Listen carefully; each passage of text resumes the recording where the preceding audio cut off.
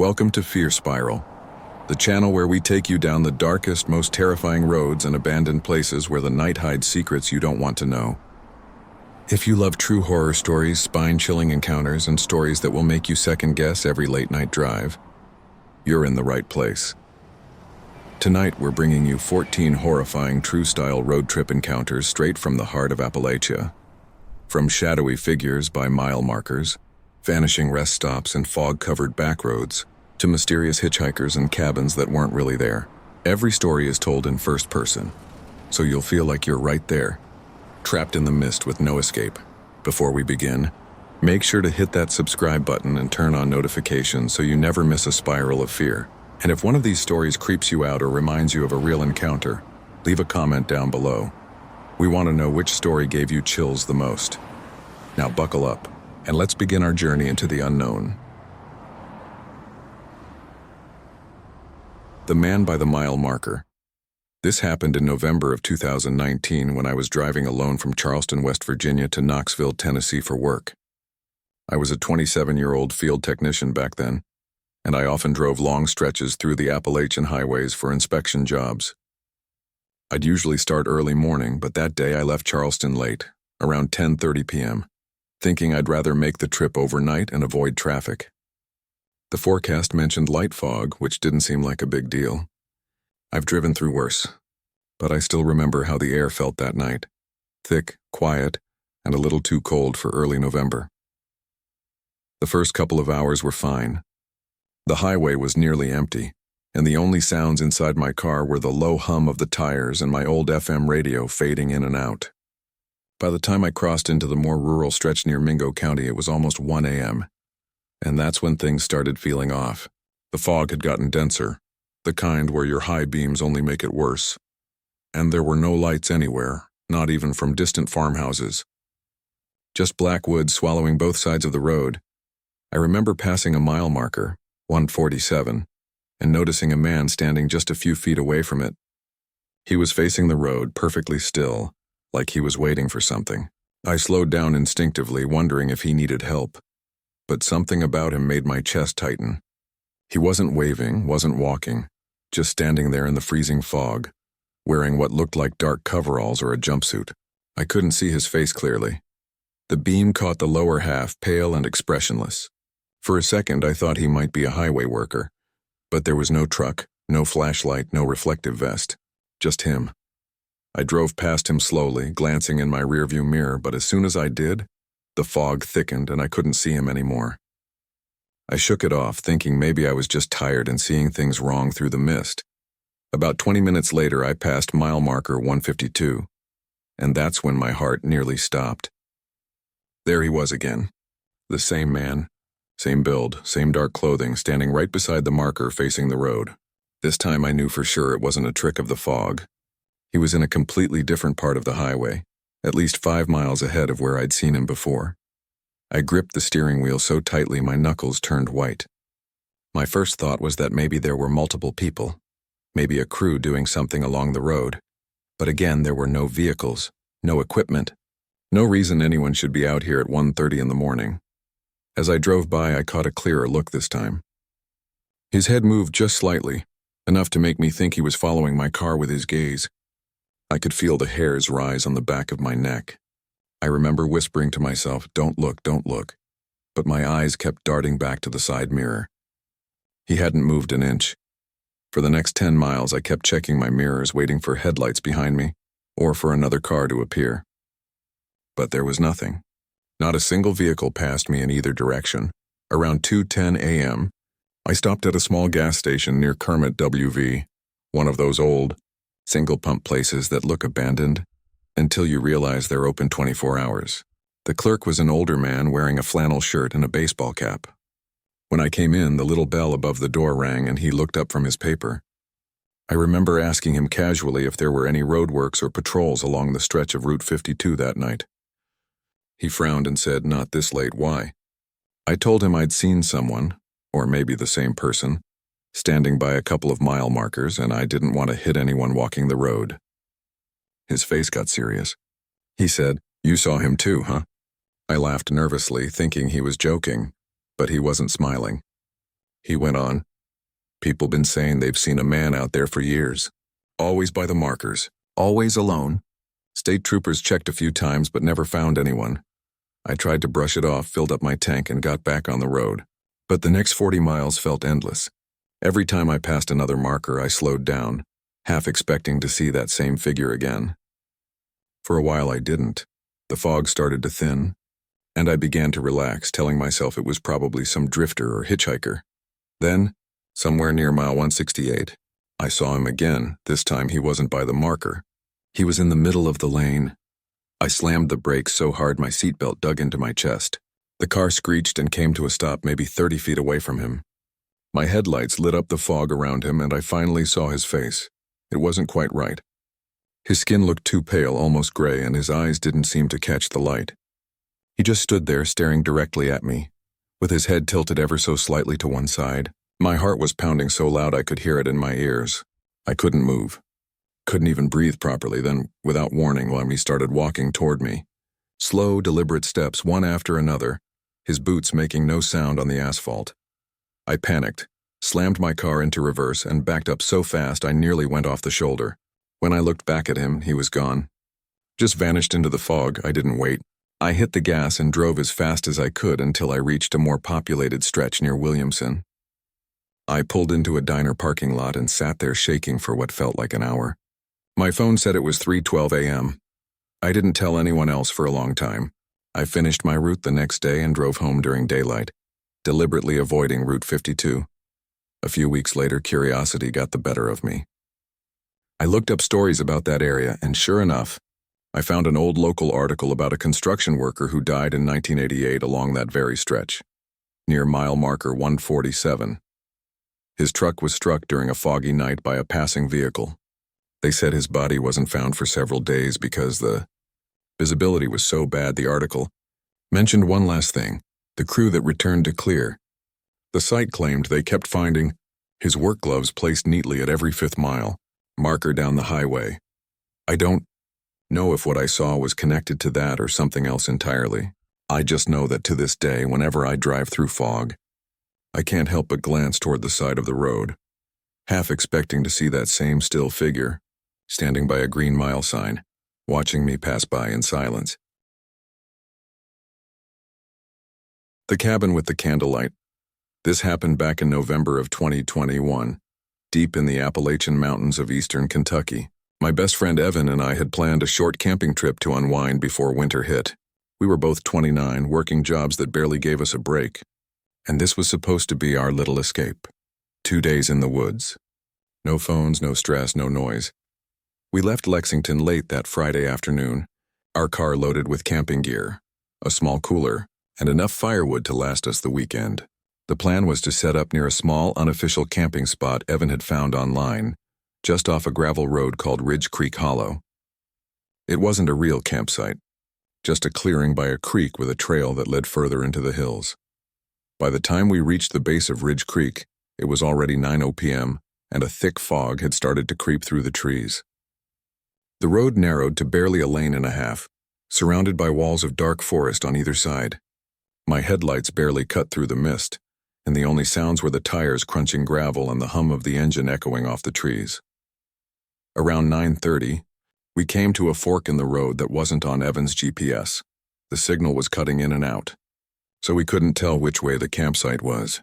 He suggested we take the right path. It looked slightly more traveled. I wasn't so sure, but we didn't have much choice. The right path led uphill, twisting and climbing for maybe half a mile before flattening out.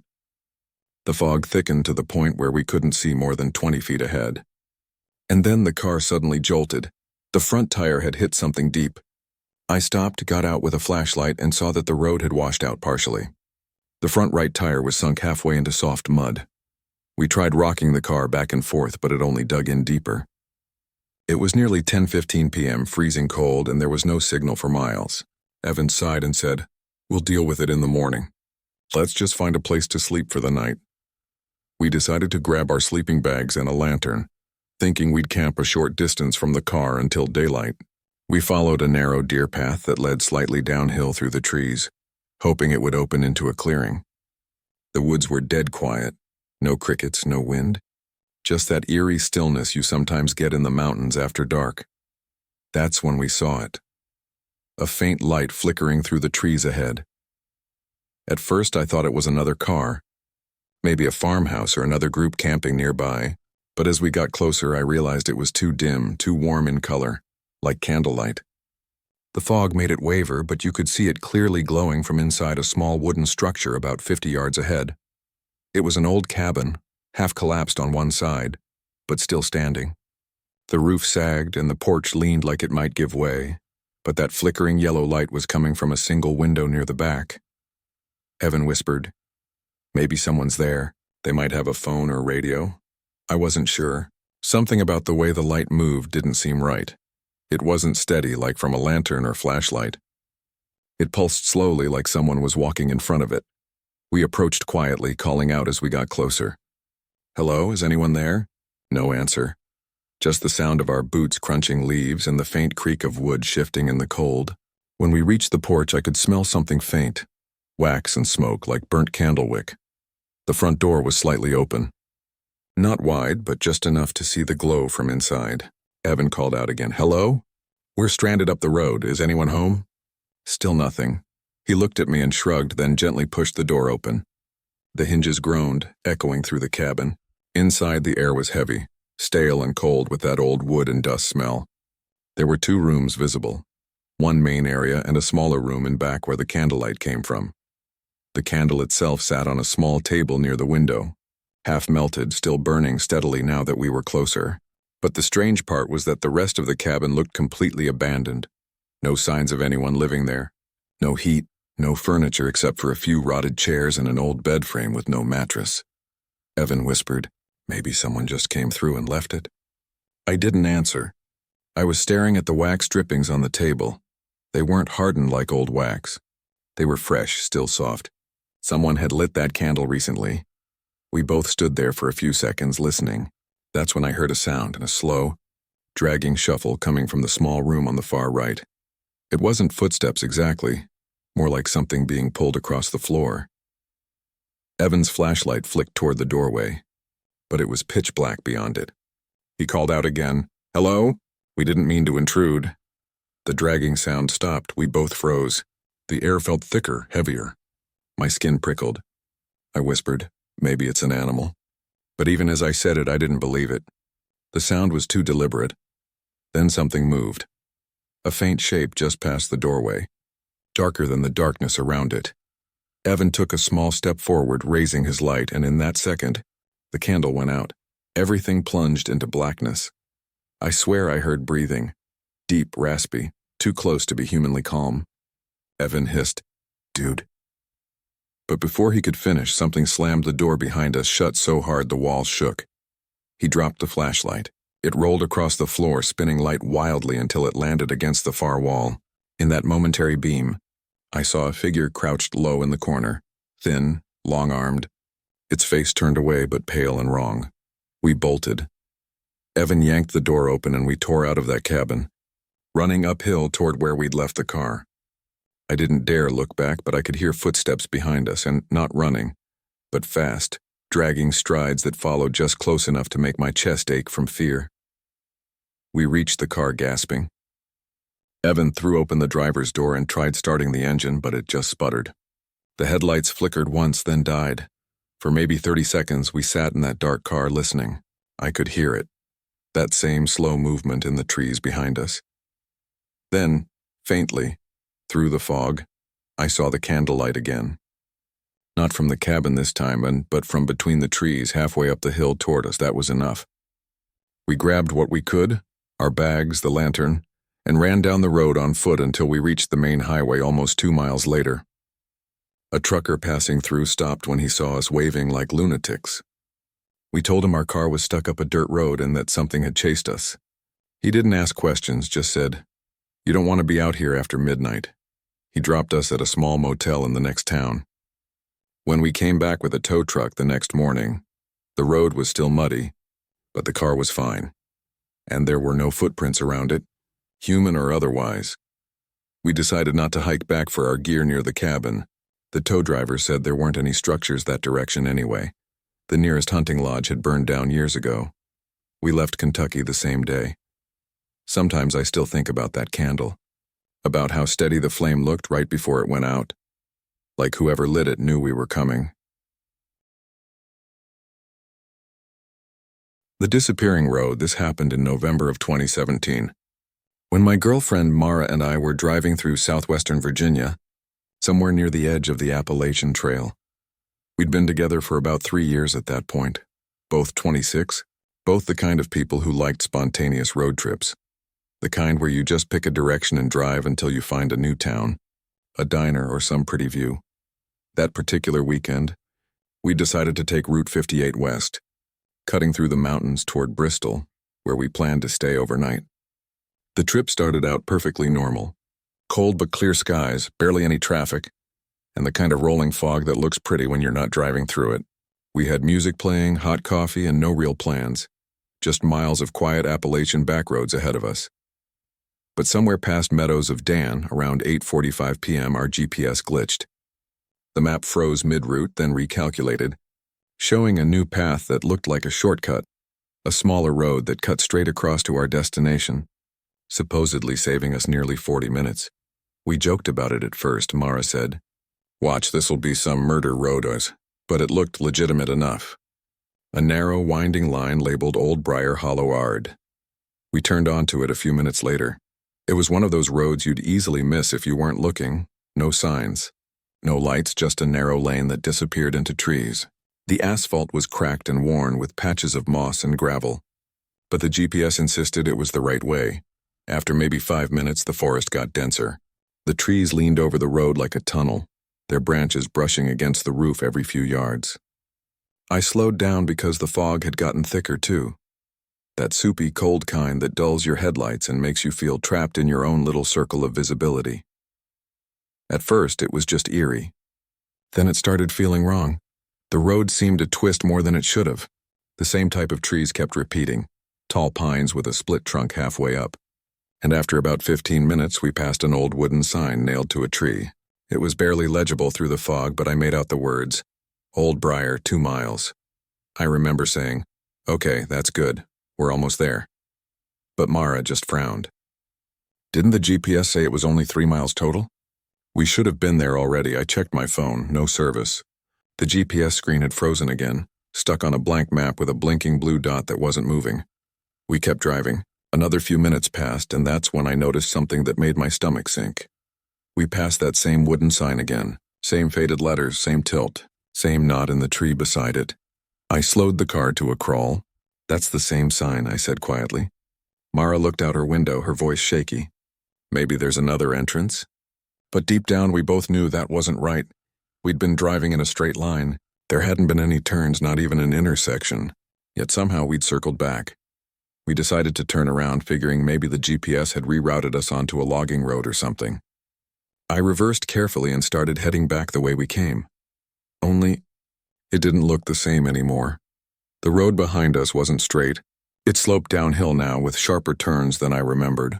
The trees seemed even closer together. I told myself maybe it just looked different from this direction. But my gut was screaming that something was off. About 5 minutes later, we passed the same wooden sign again. This time, on the other side of the road, Mara whispered, "What the hell is happening?" I didn't answer. I just kept driving, my hands gripping the wheel so tightly my fingers hurt. My chest felt tight like the air itself was pressing in. Then we saw headlights ahead. 2 bright white beams cutting through the fog, heading straight toward us. Relief flooded me. Finally, another car! I flashed my high beams to signal them. But the lights didn't move aside. They stayed centered, dead ahead. I slowed down. The headlights slowed too. I turned slightly left, and so did they. That's when I realized something. The spacing of the lights, the flickering of one bulb. It was exactly the same as ours. Mara whispered, "Is that us?" The car coming toward us was identical. Same make, same headlights, same little dent on the right bumper I'd made last winter. I braked hard, and for a second the fog around us seemed to pulse, like the air itself rippled. The headlights ahead flickered, then vanished. Just gone. We sat there in silence, the only sound our idling engine and my heartbeat pounding in my ears. Mara was shaking, whispering over and over, "I want to go home. I want to go home." I started driving again, this time faster, not caring if we hit potholes. Every shadow between the trees looked like it was moving, and the fog made it impossible to tell how far we'd gone. But then, out of nowhere, we broke through the tree line. Just like that, we were back on Route 58, merging from a gravel shoulder like we'd never left it. The GPS screen blinked, recalibrated, and suddenly showed we were 20 miles past where we'd first turned off. It was now 10:42 p.m. We had no idea how. The shortcut should have taken 10 minutes, not 2 hours. We didn't talk much after that. We drove straight to Bristol and stayed in a roadside motel, both of us still trembling. The next morning, we checked the map again, but there was no Old Briar Hollow Ard listed anywhere. I even tried asking a local clerk at the gas station, and she looked confused when I mentioned it. "Ain't no road by that name around here," she said. Out of curiosity, I tried looking it up on satellite maps when we got home. Closest match I could find was an old logging route that had been shut down since the 1980s, now overgrown and inaccessible. I told myself maybe we'd somehow wandered onto that. Maybe the GPS had pulled outdated data. That's the logical explanation, right? But one thing still eats at me. When I washed the car a few days later, I noticed mud splatter on the rear bumper, caked on thick like from a gravel road. But right in the center, faintly etched through the dust, were two headlight-shaped marks, like something had been facing us closely enough to burn the outline into the dirt. The rest stop in the fog. This happened in November 2020, on a trip I made alone from Roanoke, Virginia to Asheville, North Carolina. I was 31 at the time, a freelance photographer, and I had just finished a wedding shoot in Roanoke. My car was loaded with equipment, cameras, tripods, lighting gear, and I was eager to get back to Asheville before midnight so I could start editing the photos. The drive was mostly uneventful until I hit the winding backroads outside Salem. Somewhere around 11:15 p.m., the fog had rolled in thick and fast, clinging to the trees and creeping over the asphalt in a way that made the headlights barely cut through a few yards ahead. I slowed down, not wanting to risk a deer darting out, and that's when I saw the rest stop sign through the mist. I was tired, my eyes stinging from hours of staring at camera screens, so I decided to pull over. The sign said Hollow Creek Rest Area, 1 mile, and I followed the barely visible lane into the gravel lot. The place was nearly empty. A flickering fluorescent light hung over the entrance to the small convenience building, and the parking lot was slick with wet leaves. Only one other car was there, a dark SUV parked under the light at the far end. I parked, grabbed my jacket, and headed inside. The first thing I noticed was how silent it was. Not quiet in the sense of peaceful. It was a deep, unnatural silence. The hum of the fridge and the soft buzz of the fluorescent light were the only sounds. I glanced around. The store had a small counter, some shelves with chips and candy, and a vending machine in the corner. But what struck me was the people. There were 4 of them, all standing by the shelves, facing the walls, completely still. Men and women, ages I couldn't guess, all wearing coats and scarves, even inside. None of them moved when I entered. None of them even looked at me. I shook it off.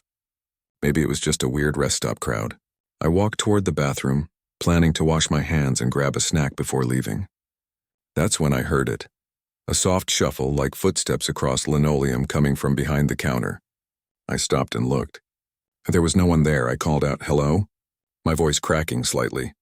The fluorescent light flickered overhead. Nothing. I grabbed a bottle of water from the fridge and went to the door. But the exit felt farther than it should have been. I glanced back toward the windows. The fog outside seemed thicker than when I arrived. The SUV that had been parked outside was gone. The lot was empty except for a single puddle reflecting the dim light. Then I heard it. A voice. Low, rasping, but unmistakably human. "You shouldn't be here." I froze, my heart hammering. It sounded like it came from the back of the store, though I hadn't seen anyone move. I turned slowly, and that's when I noticed a 5th figure, standing near the bathroom entrance, facing me. Completely still, pale, with long dark hair that hid their face. I tried to speak, but my throat felt tight. I'm just leaving." The figure didn't move, and then, quietly, from all 4 of the other people standing against the walls, I heard a soft, synchronized whisper, "You shouldn't leave yet." Panic surged through me. I ran for the door, tugging at the handle. It wouldn't budge. The lock clicked, but the door didn't open. I slammed my shoulder against it. Nothing. Then the lights flickered violently and the temperature dropped. My breath came out in visible clouds. I backed away from the door, fumbling for my keys. That's when I noticed the mirrors behind the counter. In them, the reflection of the fifth figure wasn't there, but the others' reflections were. I grabbed my phone, trying to call 911 only to see no signal. The battery was draining fast, dropping from 76% to 51% in seconds. I ran toward the counter, hoping to shove past the others. But when I did, my body passed right through them, like they were made of fog or thin air. The whispers grew louder, overlapping, incoherent but urgent.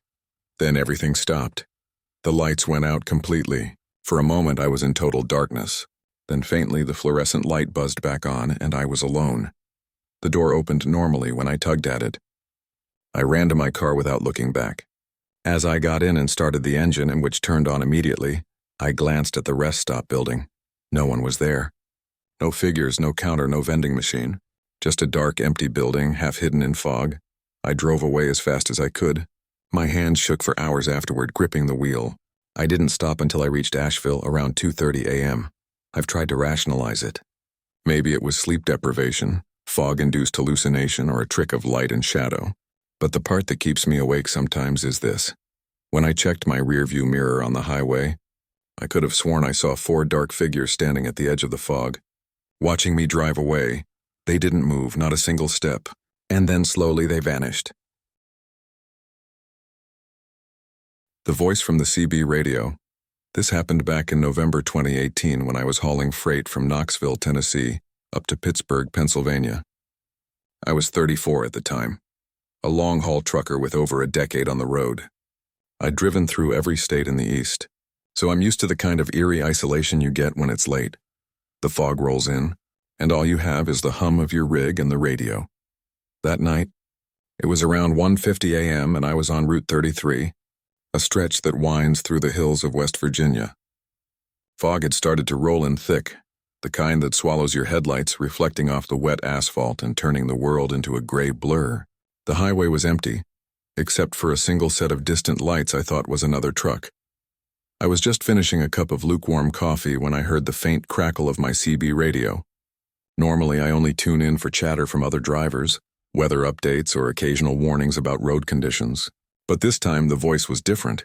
It was faint, almost like it was coming from far away, but distinct. Help. Please, help me. I froze. It wasn't just static. It was a woman's voice, low and trembling. I assumed someone was joking at first. Very funny, I muttered to myself, fiddling with the channel knob. But the voice repeated, I'm stuck. The road. Please, help me. I checked my mirrors, slowed down. The fog was thick enough I could barely see the edges of the road. There were no exits nearby, no rest stops, no signs of civilization for miles. I called over the CB. Hey, where are you? This is truck 42. Do you need help? Silence. Then just static. I shook my head and kept driving. But a few miles later, around 2:18 a.m., it came back. This time clearer, more urgent. Truck, please follow. You'll see. My heart sank.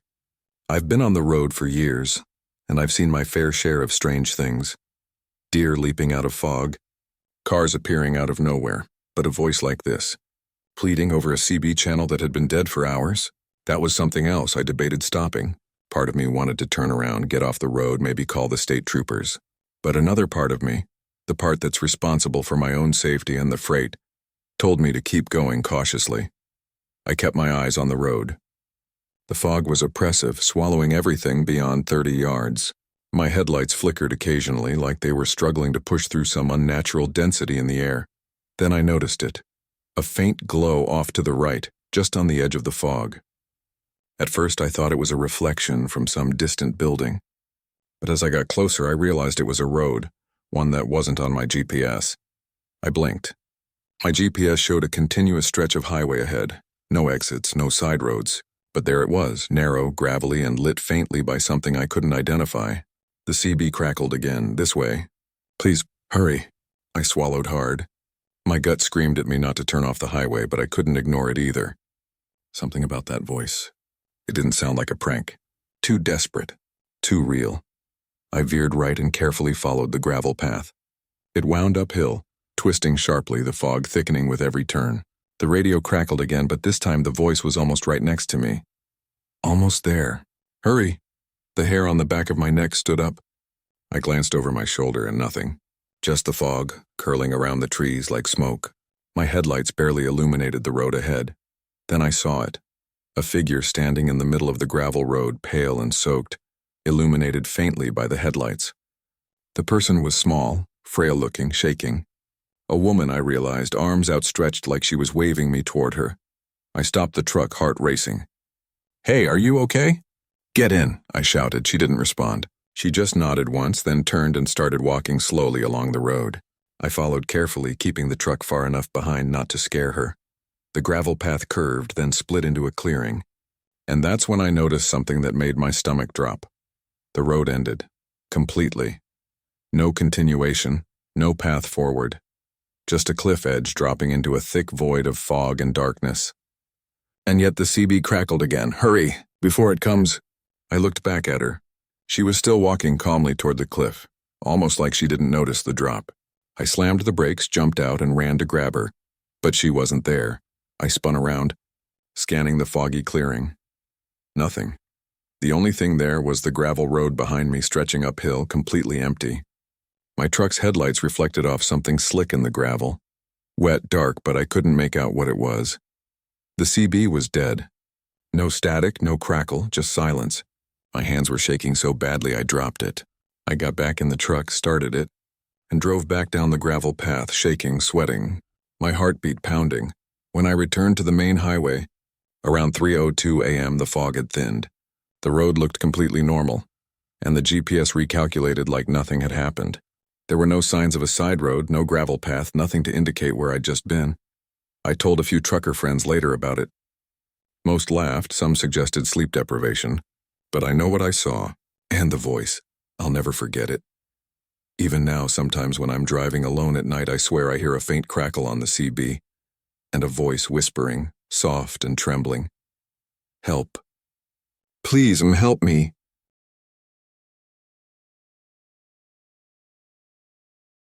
The girl in the ditch. This happened in November 2016, late at night, on a stretch of Route 119 in West Virginia. I was 28 at the time, driving home from a late shift at a factory job in Morgantown. The highway was mostly empty that night, the kind of long, winding rural road where the fog settles low and the trees crowd close to the asphalt. It was around 2:30 a.m. and I was tired, my eyelids heavy, still fighting to stay alert after 12 hours on my feet. About 10 miles from town, I noticed something strange in the headlights. A figure crouched in the ditch beside the road. At first I thought it was a deer, but the way it moved, slowly lifting its arm and waving at me, was unmistakably human. I slowed down immediately. "Hey, are you okay?" I called, rolling my window down. The wind was cold, biting at my cheeks, carrying the smell of wet leaves and mud. The figure stood up. It was a girl, maybe 16 or 17, soaked from head to toe, her hair plastered to her face. She was shivering violently, and I could see her teeth chattering. "Please, help me," she whispered. Her voice trembled, tiny and scared. I parked on the shoulder, leaving the hazard lights on. The road was deserted, the fog thick, and the night silent except for the occasional hum of tires on wet asphalt. I grabbed my jacket and rushed over to her. "Are you hurt? Where's your car?" I asked. She shook her head, her eyes wide and terrified. It's behind me. They said I shouldn't look. They're coming." My heart skipped a beat. "Who's coming?" I asked, scanning the woods. The trees swayed in the fog, shadows dancing as the weak moonlight filtered through. She didn't answer. Instead, she took my hand and started walking toward my car. I led her carefully, glancing over my shoulder. Nothing. The ditch was empty except for the sound of rushing water from a small creek. When we reached the car, I helped her inside. She was shaking uncontrollably. I offered her my jacket and some water from the bottle I always kept in the cup holder. Her hands were icy and she refused to tell me her name. I started the engine, slowly merging back onto the road. "We'll get you help. Just tell me where you live, okay?" She shook her head. "No, don't go home. Not there. Not safe," I frowned. "Where then?" She pointed vaguely up the road. Just drive. Don't stop. The rest of the drive was tense. I kept glancing in the rearview mirror, half expecting someone to emerge from the fog. But there was nothing. No headlights, no sounds, no movement. We reached a small gas station a few miles later around 3:05 a.m. I parked and turned to her. Okay, here we can call someone, okay? There's a clerk. She was gone. I spun around, searching the empty parking lot. The fog had rolled in thicker, blanketing everything in gray. My heart raced. The car doors were locked, the engine still running, my headlights cutting through the mist. But there was no sign of her, not even footprints. I got out, calling her name. Hey, are you okay? It's safe now. Silence. I ran around the car, checking behind pumps into the shadows near the building. Nothing. The clerk, an older man behind the counter, looked up at me, concerned. Can I help you? He asked. There was a girl with me. She disappeared. Just a few minutes ago, I said, trying to catch my breath. He frowned. A girl? No one's been here all night except me. Doors locked, lot empty. What are you talking about? I tried to explain, but he shook his head, clearly thinking I was tired or hallucinating. I checked my dash cam later, and there was nothing. No girl in the ditch, no footprints, nothing except the empty road and the faint glow of my headlights. I told friends, family, and even some local police. No reports of missing girls that night in the area. Nothing that matched what I'd seen. I haven't driven that stretch of Route 119 at night since. Sometimes when I pass a dark ditch in the fog, I swear I see a small figure waving at me from the edge of the road, pale, soaked, shaking. And for a split second I can hear her whisper, "Don't stop. They're coming." The lights on Ridge Hollow Road. This happened in November 2019, late on a Friday night. I was 25 at the time, driving with two friends, Josh and Mara, from Bluefield, West Virginia, to visit a friend in Beckley.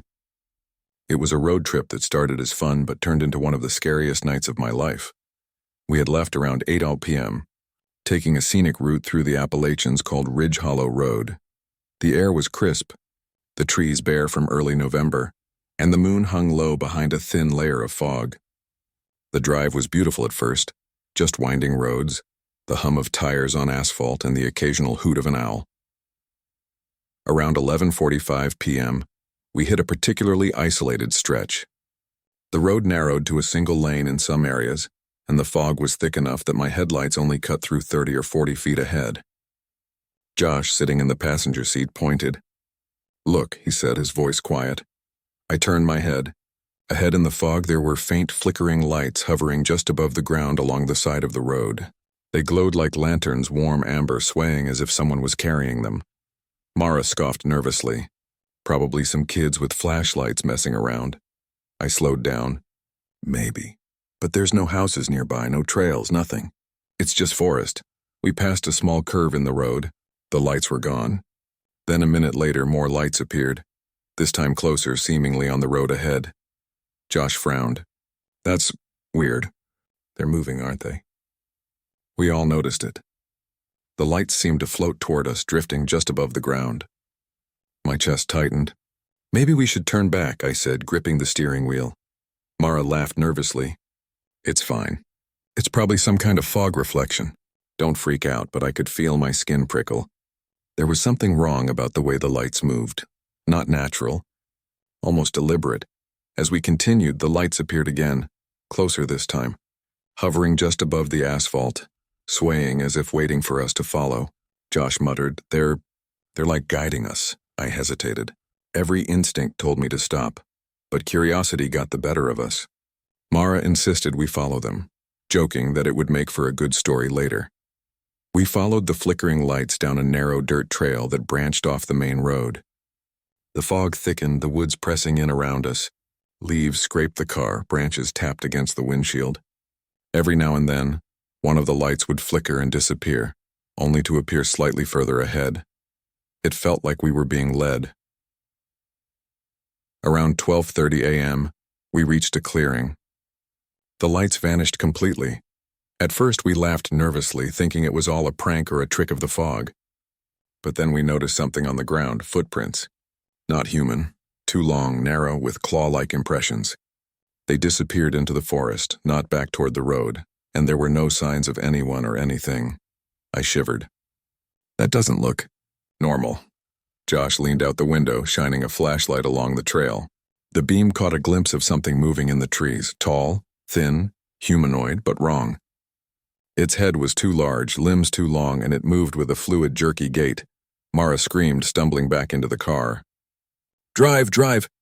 I slammed the car into reverse, tires skidding on the wet dirt, and turned back toward Ridge Hollow Road.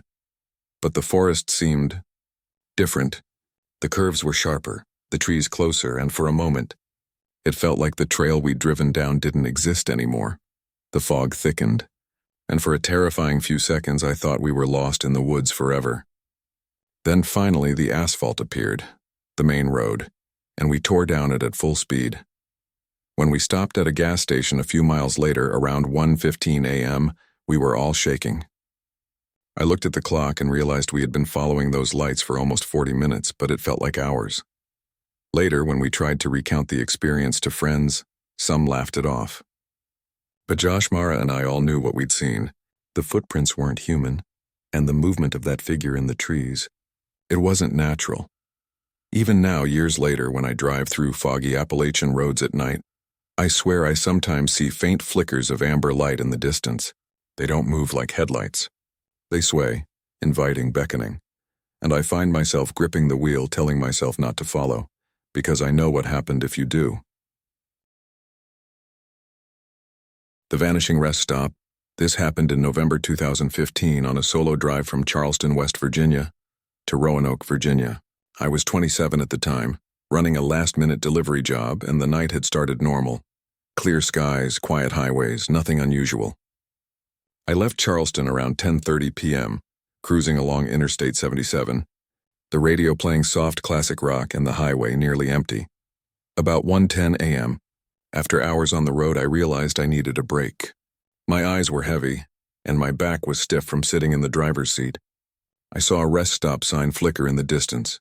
Hope Hollow Rest Area, next right. Relief washed over me. I turned off the interstate onto the gravel access road.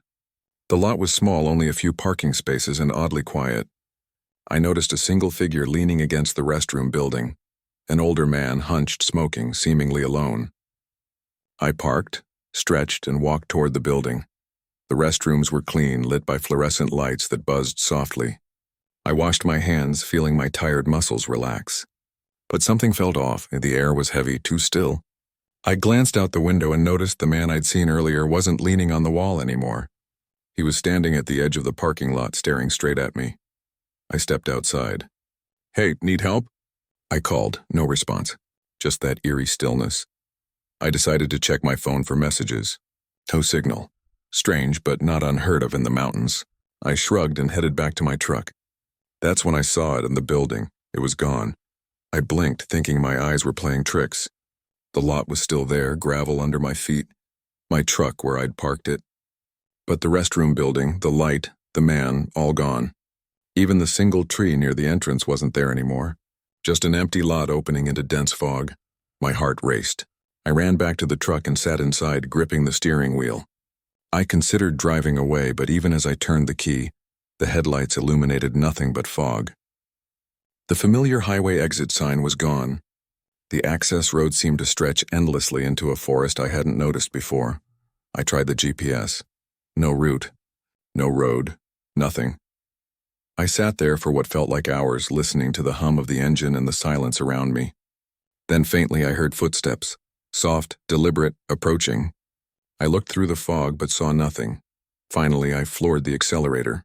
I had no idea which direction to go. The fog swirled around me like it had a life of its own.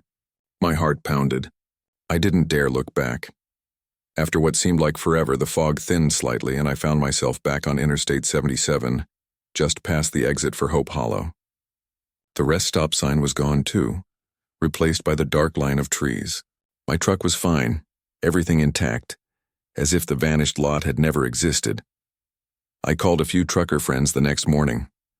Some laughed it off, assuming I'd fallen asleep for a moment or hallucinated in the exhaustion, but I know what I saw. Even now, sometimes when I drive late at night, I swear I see a faint glow of fluorescent light through the fog on the side of the road. just for a second. And I feel that same pressing fear I felt when the rest stop vanished. I've avoided stopping late at night ever since, because I know what can happen when you rely on a place that may not exist. The hitchhiker who knew my name. This happened in November 2016, late one Thursday night. I was 26, driving from Lewisburg, West Virginia, back home to Charleston after visiting family. It was around 11:50 p.m. and the roads were empty, winding through the Appalachian hills. The fog had settled low, giving everything a gray, almost dreamlike quality, and the headlights barely cut through the mist. I was on a long, lonely stretch of Route 60 just past an old curve near Hinton, when I saw him, a man standing at the edge of the road, thumb raised.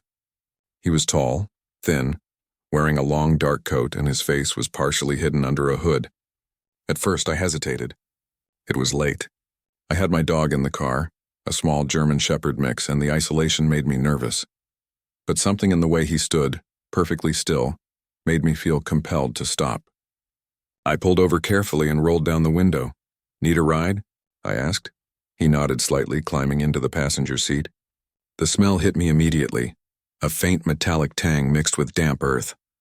His presence was oppressive, like the car had grown heavier with him inside. "Where to?" I asked, trying to keep my voice casual. He smiled faintly, tilting his head. "I know your name," he said. My blood ran cold. "Excuse me?" "Your name.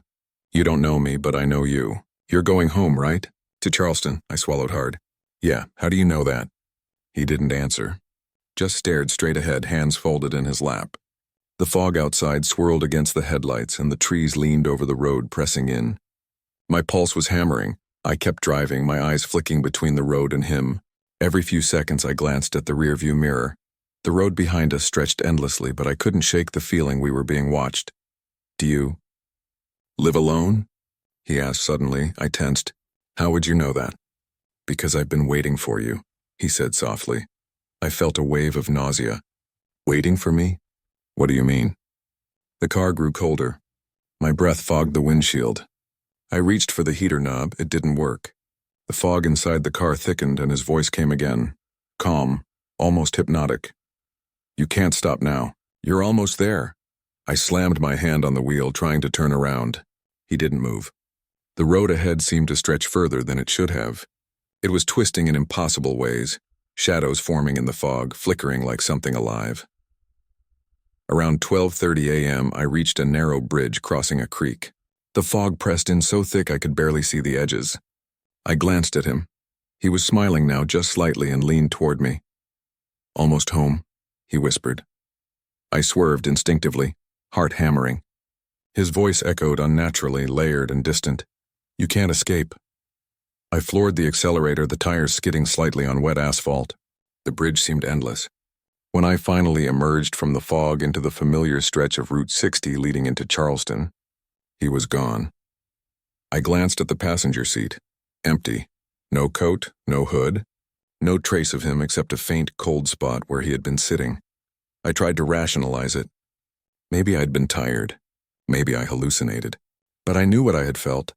The oppressive weight, the knowing of my name, the cold that lingered in the air. Years later, I still drive that route cautiously at night. Every time I pass that bridge near Hinton, I feel the same pressure in the air, and sometimes, just for a second, I swear I hear a whisper. "Almost home." The cabin that wasn't there. This happened in November 2017 when I was 24 and a college student at Marshall University. A group of 4 friends, me, Ryan, Kelly, and Mark, decided to go on a spontaneous weekend camping trip in the Monongahela National Forest. We had no real plan, just backpacks, tents, and a sense of adventure. We left Huntington around 5 p.m. hoping to set up camp before dark. By the time we reached a secluded forest trail, it was 7:30 p.m., the sun already gone, leaving a cold gray twilight behind the dense trees.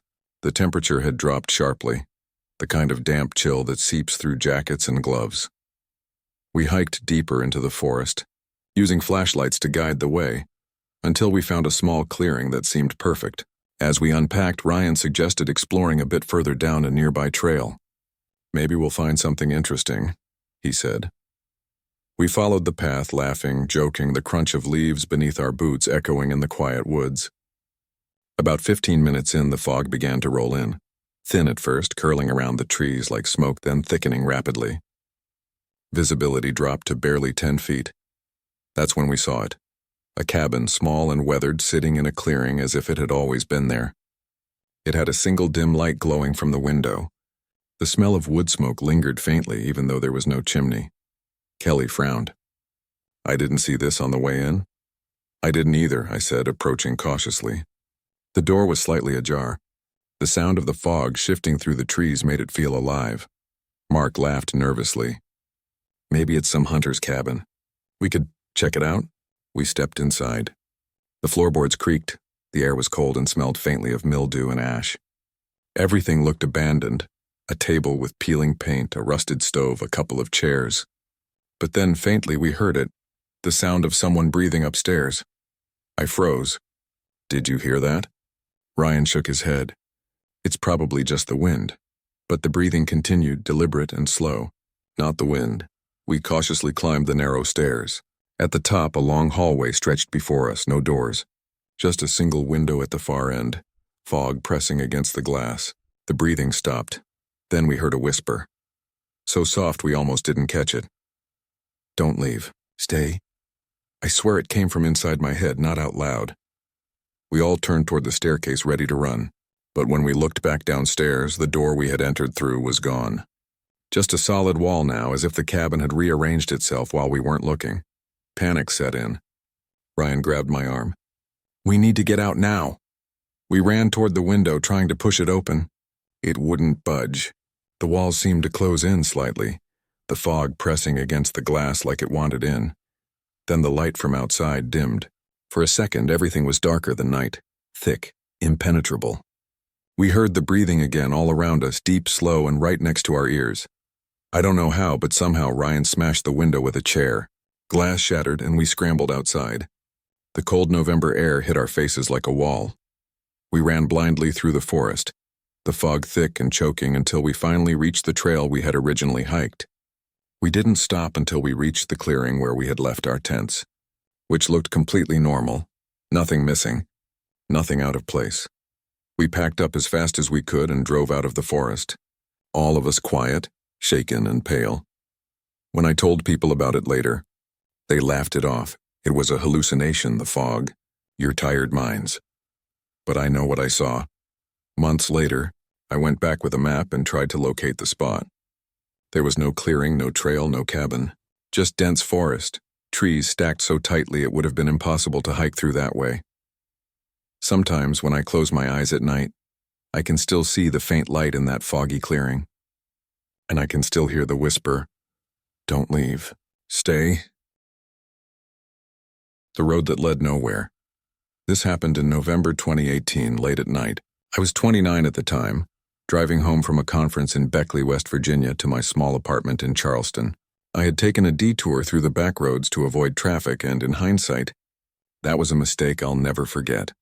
I left Beckley around 10:45 p.m., my sedan loaded with a laptop bag, snacks, and an almost empty thermos of coffee. The highways were quiet, and my playlist kept me company. But after a while I took a wrong turn and found myself on a narrow, winding road I didn't recognize. The fog had rolled in thick, clinging to the trees, making the world look unreal. My headlights barely cut through the white-gray haze. After about 15 minutes of driving, I noticed a faint dirt path branching off the main road. There were no signs, no markings, just the outline of a narrow track disappearing into the fog. On a whim, or maybe a mistake born of fatigue, I decided to follow it, thinking it might loop back to the highway. The road narrowed even further, trees arching overhead, their bare branches scratching at the roof of my car. The temperature seemed to drop suddenly, and a damp smell of earth and rotting leaves filled the air. Every now and then my tires would hit a patch of slick mud, and I had to fight to keep control.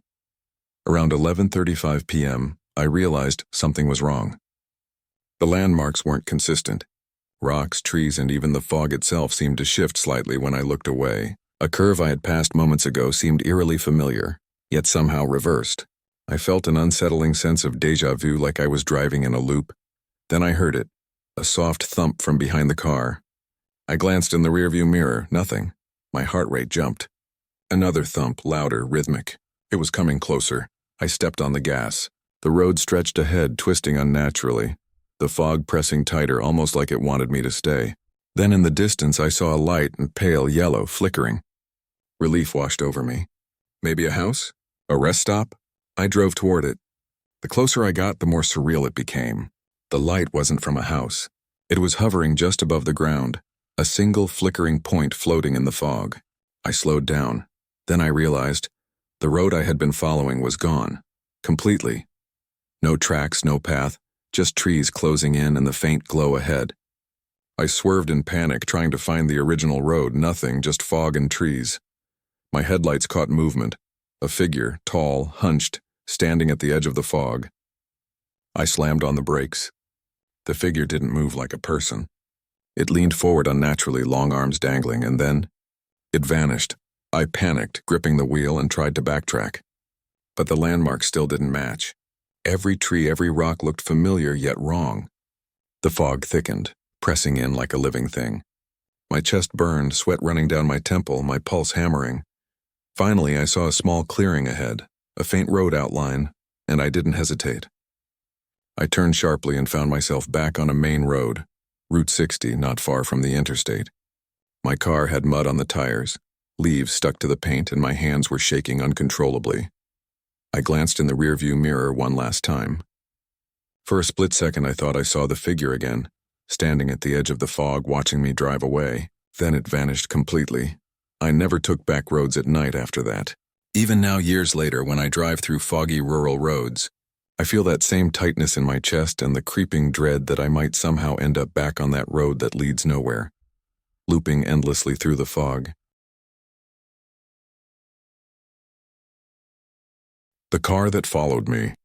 This happened in November 2017 around 1:45 a.m. on a long stretch of Route 19 between Beckley and Fayetteville, West Virginia. I was 27 at the time, driving home from a late night at a friend's house. It was just me in the car, a small sedan, and the road was empty, the kind of late-night isolation that makes every sound seem amplified. The fog had rolled in thick, clinging to the asphalt with the occasional wet leaves sticking to my tires. I was tired but alert, music low in the background when I noticed a pair of headlights behind me. At first I didn't think much of it. Late-night drivers aren't unusual, but the car stayed exactly my speed, exactly my distance behind me. I slowed down. It slowed down. I sped up. It sped up. My stomach sank. By 2:10 a.m. it became obvious this car was following me deliberately. Every turn I took, every slight adjustment in speed, it mirrored me perfectly. I tried to keep calm, telling myself it was just coincidence.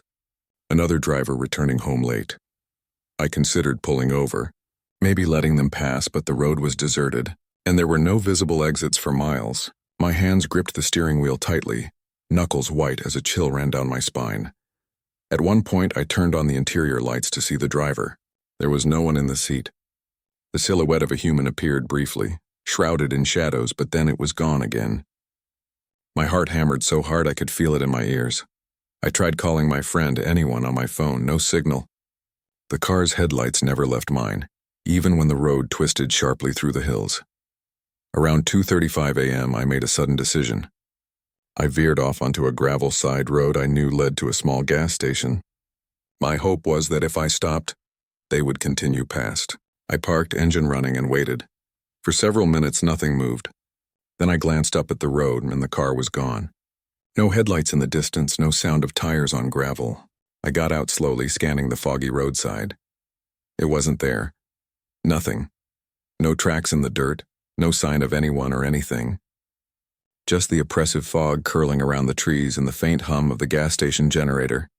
Even now, when I drive alone at night, my hands instinctively grip the wheel tighter whenever I see a pair of headlights behind me. Sometimes in the corner of my vision I swear I can see a shadowy car, always keeping pace, always waiting. I don't know if it was real, a hallucination, or something else, but I'll never forget the feeling of being mirrored perfectly in the dark, knowing someone or something was tracking me, watching my every move.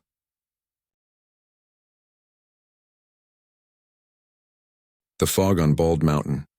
This happened in November 2020. When I was 31, I work as a wildlife photographer, and I had taken a solo trip to Bald Mountain, near the Appalachian Trail in western North Carolina. I'd been hiking and camping for years, always careful, always prepared. But what happened that night made me question everything I thought I knew about the woods. It was November 10th, around 3:15 p.m., when I started my hike toward a ridge I'd been meaning to photograph for weeks. The weather was clear, a little cold, but perfect for hiking. I carried my DSLR, tripod, and a light pack with essentials. My plan was to set up camp by sunset and get some night shots of the stars. About halfway up the trail, I noticed a strange fog rolling in from the east, sudden, dense, and low. It moved faster than fog should, curling and twisting between the trees like smoke from a fire. Within 20 minutes, visibility had dropped to just a few feet. The temperature plummeted. I zipped up my jacket and pressed on, thinking it would pass. By 4:45 p.m., the trail was completely obscured. The fog muffled every sound, my footsteps, the wind, even the distant birds. The silence was oppressive. I tried to retrace my steps with the help of my GPS, but the signal kept flickering out. My heart began to race. Then I heard footsteps behind me. At first, I assumed it was an echo or maybe a deer. But when I stopped, the footsteps stopped too. When I walked again, they followed, slow, deliberate, heavy. "Hello?" I called out. My voice felt swallowed by the fog. No answer. The footsteps continued, closer now. I could feel the vibration of them in the damp ground beneath my boots. I turned on my flashlight, sweeping the beam through the fog. The light just bounced back, revealing nothing but gray air and pale shapes of trees. Around 5:20 p.m., I decided to set up camp right there. I figured I'd wait it out until morning. My hands were shaking as I pitched the small tent and lit my camp stove. The fog hung thick as ever, and I could barely see 5 feet ahead. As I sat there eating, I heard a whisper, faint, almost right in my ear. "You shouldn't be here." I spun around so fast I nearly knocked over the stove. Nothing. Just the whisper of wind through the fog. But the voice was clear, animal, deep, calm. Then I heard breathing. Behind the tent, slow, human. I froze, staring at the thin nylon fabric. The shape of a hand pressed faintly against it from the outside, long fingers motionless. I whispered, "Who's there?" No response, just the hand slowly sliding down the side of the tent until it vanished. I unzipped the flap, flashlight trembling in my hand, and looked outside. The fog glowed faintly from my light, swirling in strange patterns.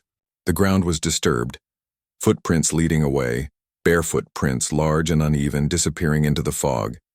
By 2:30 a.m., I hadn't slept a minute.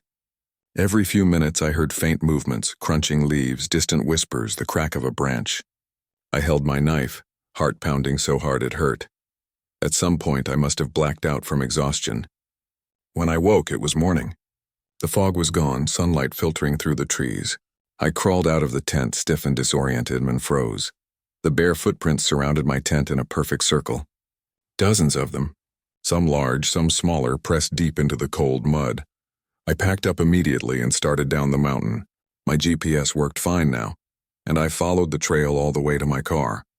When I got home and checked the photos on my camera, one image made my blood run cold.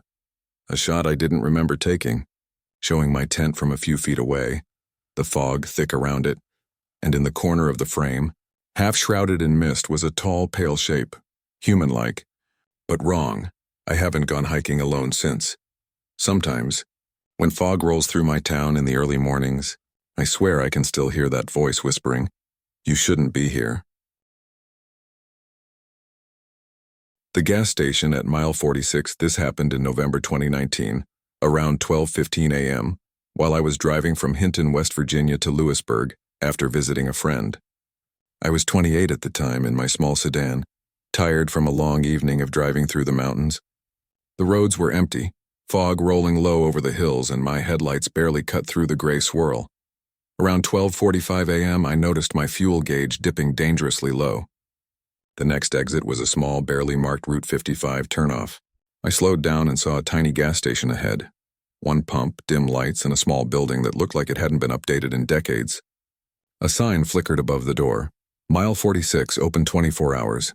I pulled in and parked, the gravel crunching under my tires. The air was cold, damp, and smelled faintly of oil and burnt wood. No cars were around. I grabbed my wallet and stepped inside. The interior was eerily silent. Fluorescent lights flickered, buzzing faintly. Shelves were sparsely stocked with snacks and drinks, mostly outdated cans and dusty boxes. A man stood behind the counter and old, thin, wearing a stained brown coat. He didn't greet me, just stared. Hello? I said, forcing my voice to be calm. He tilted his head slowly, his eyes fixed on me. Gas? He asked, voice flat, monotone. Yeah, please. Regular, I said, trying to ignore the growing pit of unease in my stomach. He nodded and moved to the pump. But as I followed, I realized the building had no doors leading outside except the one I came in. The windows were small, fogged, and I couldn't see the car. I glanced back. The door I had entered through was gone. Just a solid wall. My pulse quickened. I think I'll just pump outside, I said, trying to keep my voice steady. The man didn't answer. I moved to the single pump outside. As I reached for the nozzle, I noticed the gravel around my car looked wrong. The tire tracks were gone. The road beyond the station stretched into thick fog, obscuring everything. I looked up at the building. The flickering sign above the door now read something else. You should not be here. A chill ran down my spine. I slammed the pump back into place and rushed to the driver's seat. I started the car, heart hammering. Then I heard it, a low, deliberate voice from the station carrying across the fog. Don't leave. Not yet. I didn't look back. I floored the accelerator and swerved onto the road, praying I hadn't made some wrong turn into another dimension. The fog was thick, blinding, but after several minutes, the station was gone. No lights, no gravel lot, no building, just the dark, winding road ahead. The only evidence that it had existed was the memory of the voice and the paralyzing dread I felt standing beside it. I called my friend later and described it. He laughed, said it must have been fatigue, a trick of the fog. But I know what I saw. I remember every detail. The smell of oil, the sound of the flickering lights, the voice that seemed to echo inside my head, even now. Whenever I drive rural West Virginia highways late at night, I watch for that faint flicker of light. I never stop, because if that station appears again, I'm not sure I'd be able to leave. And sometimes, when the fog rolls in thick over the hills, I swear I can still hear a soft whisper. You shouldn't be here.